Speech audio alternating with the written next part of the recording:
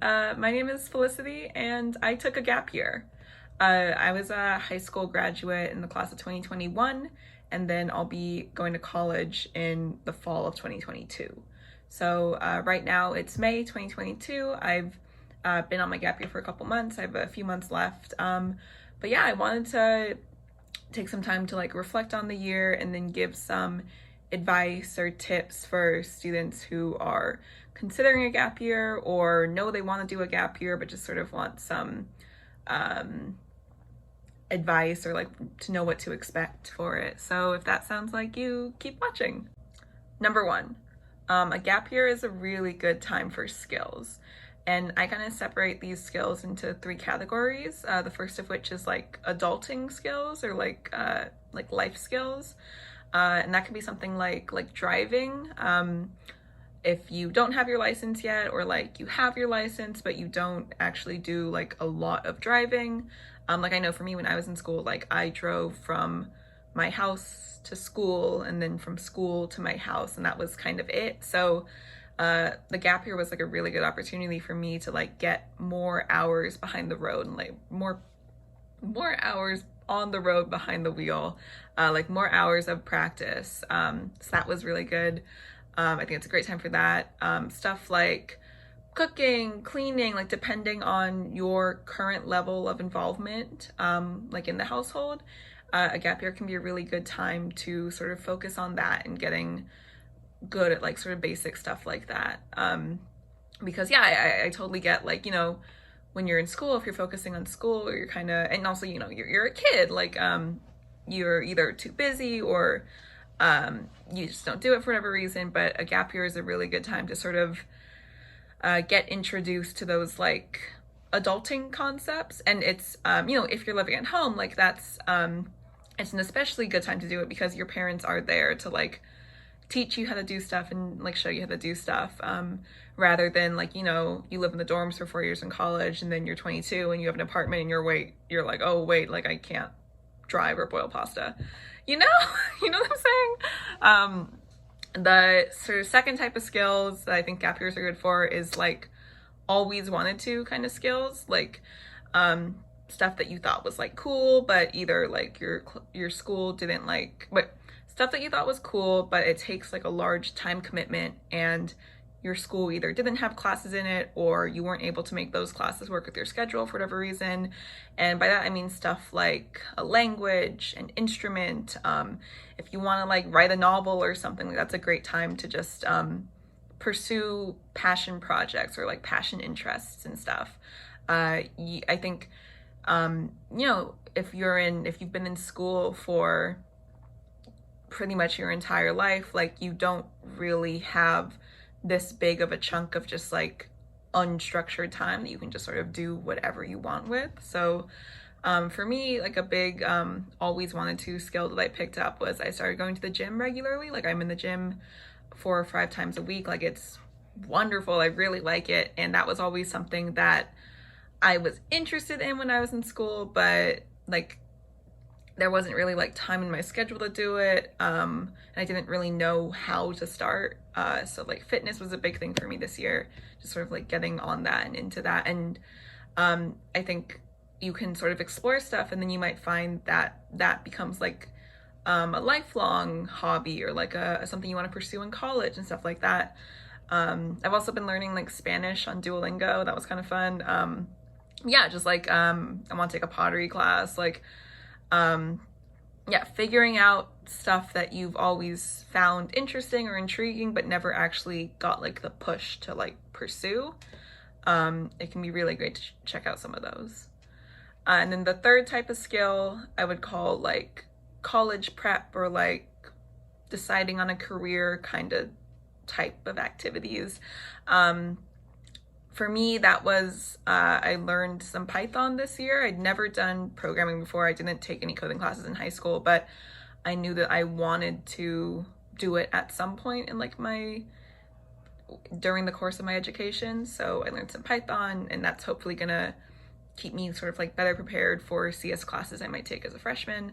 I also did like an online business class to sort of see if I want to do that as a career. I definitely don't, but it was good to know that, I think. Because you have the time to explore stuff, you have the time to sort of figure it out, and that can, I think the positive effect of that is that it lets you be much more focused and intentional when you do come to campus in the fall. Like the major I applied to schools with and got into schools with, I was sort of like wishy-washy about from the beginning. Like, I liked it. It was sociology. I was interested in it, but also like I was 17. I didn't really know what sociology was. I'd never been to college. My high school didn't offer sociology. So yeah, like I think taking classes and exploring new things and taking the time to like think about what major I want has let me settle on a major that I am excited about for the fall. Though, who knows, like it might change again. But and this may be different for you if like you're so sure you know what you want to do and like you got admitted to like a special program for it and like you're definitely doing something. And in that case, you can treat it less as like an exploration and more as like a sort of jump start. Like if you went through all of high school knowing that you wanted to do biology, but like you can only take so many biology classes in high school, you can only do so much of it in a given year. This can be a chance to really like deep dive into something if you know you're passionate about it. So yeah, either using the gap year as like a deep dive time to an interest, or using it as like an exploratory period for you if you have like a bunch of interests. I think both of those are really great, really exciting and energizing and empowering, and they're really going to serve you when you do get on campus in the fall. My second tip is to make a plan, and that ties in a lot with what I just said about like all these different things you can do in your gap year. I think it's beneficial either in the spring before you graduate or sometime like early on in the summer to like think about what you want to do with this time that you have. I know when I requested to take a deferral from my school, because I was accepted to a school and then I deferred enrollment. I know not everyone does that, but when I requested my deferral, they made me write up a little thing about like how I was going to spend my gap year and what I was interested in. So even if like your school doesn't require that, or even if you're applying during the gap year, you don't already have college plans, something like that, I think it is still beneficial to write up a plan and have goals. And if it's too sort of like stressful and daunting to like think of them as goals, you can also just think of them as like ideas. And I mean that in the sense that like, you start your gap year, you decide, oh, well, I want to do this coding project and I'm gonna build this program. That's what I want to do. And you work on that for a couple months. And then in February, you finished your project and you're like, okay, well, I still have like 6 months left. Like, what am I gonna do? And it's nice to have that resource there to look at and say, oh yeah, that's right, I wanted to learn guitar. Like you don't have to sort of look around and try to figure out what your next project should be, because you already have that list of like things you found interesting and appealing that you wanted to do. I know I just recently like looked back at the write-up I submitted for my gap year request, and it was like, oh wow, like I wanted to do pottery. I completely forgot about that. So I'm gonna take a pottery class now, and it was really fun to rediscover interests that you had, that you thought you were going to pursue, and you can still pursue them. So that's really cool. Tip number 3 is going to sound crazy. Tip number 3 is work customer service, like work entry level retail or food service or anything like that. And that goes less for like people who work during summers in high school or work during high school. Like if you balance like working part-time and like going to high school full-time, like that's very impressive. I'm very impressed. So this doesn't apply to you, but I didn't work during high school. I'd never had a job before my gap year. Most of the people I went to high school with did not work during high school. And I think the world would be a much better place if everyone on it worked customer service for like a couple months of their life at least. And I think working like an entry-level job like that is beneficial for two reasons. Um, One, in that it, like, teaches you like being assertive and dealing with difficult situations and conflict resolution and stuff like that. Skills that are going to be valuable like throughout your life. It really sort of builds character in that way, I guess. And then the other way is that it makes you much more cognizant of your behaviors as a customer, or a customer of an establishment or a business or whatever. It Yeah, once you don't really realize that like stuff you do as a customer is annoying or difficult for people until you've been on like the other end of that. So yeah, it really is sort of eye-opening, and I think it makes you a better person, honestly. And I don't, as much as I think everyone should work like entry-level retail, I don't want to like discourage people from like pursuing like internships and like stuff that pays better and stuff that like translates better to a career, because I know why that's like important, and like I get it. So I don't think you should like turn down your NASA internship to go work at TJ Maxx. But if you're sort of in the brainstorming area, and either you don't really know like a specific thing you want to have an internship or like a higher level position in, I would really recommend like looking into working in retail or food or something like that. Because I think the structure is really nice. I think making money feels good, like earning money at a job, even if it's like abysmally low pay, like feels good. Like there's something about it that just I don't know, that might just be me. Like I think it feels good. Like it's sort of like honest work, and you put in the work and then you get the money. I think it's really fun. Not fun. Resale's not fun, but no, like I think if you've never had a job, I recommend getting a job during your gap year, just because I think you learn a lot in your first job that will carry on to like whatever career you end up going into, even if it's something more like professional or more college-y, if that makes sense. So like I just said, I do not discourage internships. And in fact, the next tip is to follow companies that you like on social media, be it like Instagram, Twitter, LinkedIn. If you are on LinkedIn, follow me on LinkedIn, or connect with me on LinkedIn, Felicity Phelan, same as my YouTube.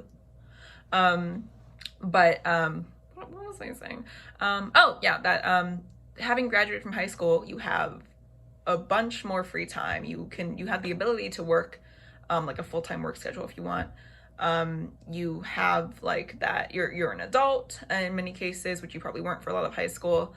You have that high school diploma. You're sort of treated more equally in the workforce, I guess I would say, compared to like someone who's actively like a high school junior or senior or whatever.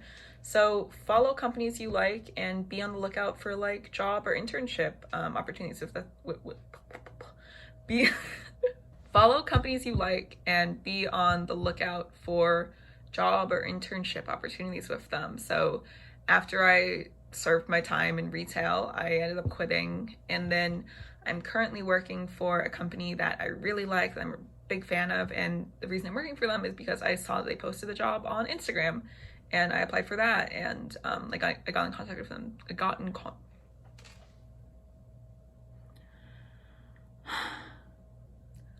in contact with them that way. So yeah, don't be discouraged. If you like a company, if you want to work for a company, apply to work for them. Cold email them, cold message them on LinkedIn. And I think your odds at this are improved if you put in some time beforehand, like polishing up a resume and researching the company, like knowing what value you can add to an organization. So it takes some groundwork on your part. And if your high school had any sort of like career services or like guidance counselor type stuff, and they can probably help you with that as well. But yeah, I would say as much as I think everyone should work retail, I also think a gap year is a really great time to have these like short-term like internships and job opportunities that will help you in your career. Point number 5 is to take a summer to not work so much if it's available to you. I understand that for a lot of people, like, they're working full-time during their gap year because they need money to pay for books and stuff. Like, I totally get that. But if it is available to you, I do recommend taking 2 to 3 months. Only if you can only do 1 month, only do 1 month, like, that's fine. But taking the time that you can towards the end of your gap year to just chill out and like have the summer that you would normally have if you were graduating from high school and then taking a summer and then going to college. You know what I mean? Because as much as the gap year is a great time to learn new skills and take all these classes and work and get money and be on top of your career and stuff, it's also maybe the last time that you're just going to be able to just put your life on hold and chill and relax and enjoy things and stuff. Like, depending on what you do in college, like, you might not have summers during college. You might be taking classes, or you might be having internships and stuff like that. So really, I do recommend like taking some of the gap year to just be chill and just like have a good time and have fun and go to concerts and make YouTube videos and like whatever you want to do, and just sort of claim that as your time rather than time that's being allocated towards like working towards a career or building a skill or accomplishing something in some way. Like, just take it to be your time and to be a kid, because I think you still are a kid. Like, even though you finished high school and you're going to college or whatever, and you might feel like a lot older than your peers or like more worldly than your peers when you do get to college, you're still a kid and you still need your summer. And our final gap year tip is less of a tip and more of like a disclaimer, and that's that you will feel lonely. There's kind of no way around it. It may be that like your friends are going to schools like across the country from you and you just can't hang out with them, and you can sort of call them and text them, but like it's not the same. Or even if like your friends are going to school locally, or you have friends in the grade below you and stuff like that, they've got stuff going on. You're gonna be free on a Tuesday afternoon, you're gonna want to like hang out with someone and they're in school or they're studying or something. So I think graduating high school, if you liked high school, I really liked high school, is inherently bittersweet in that you're not going to be around your friends and stuff. But when you go straight from like the summer after high school into college, then you suddenly have all these new friends, all these new things like filling your time. And when you're on a gap year, you just don't have that. I was really lucky in that I was in a relationship, or I'm still in the relationship. I was in a relationship for much of my gap year, so I was able to hang out with my boyfriend, stuff like that. But you know, when my birthday was in March, and I couldn't see my friends because they were in Boston and New York and stuff like that. And I think that's just something that you have to accept and understand as part of the gap year. You are going to feel really lonely. For me, it was more at like that beginning, like September, October, where people had like just gone to college. And yeah, like it's a really sad feeling, but it's not gonna feel like that forever. You will make friends at work. I made friends at work. You'll make friends if you do like an activity of some kind. Like, you will meet people. You are likable, and you can connect with students who are going to the same college as you in the fall, like online and stuff. So while gap year loneliness is a big deal and there's no way around it, I don't think it detracts from the merits of a gap year. But I think being aware of it, like going in, is like the best way to deal with it. So yeah, those were all my gap year thoughts. Thanks so much for watching. I hope you enjoyed it. I hope it doesn't like turn you off from pursuing a gap year.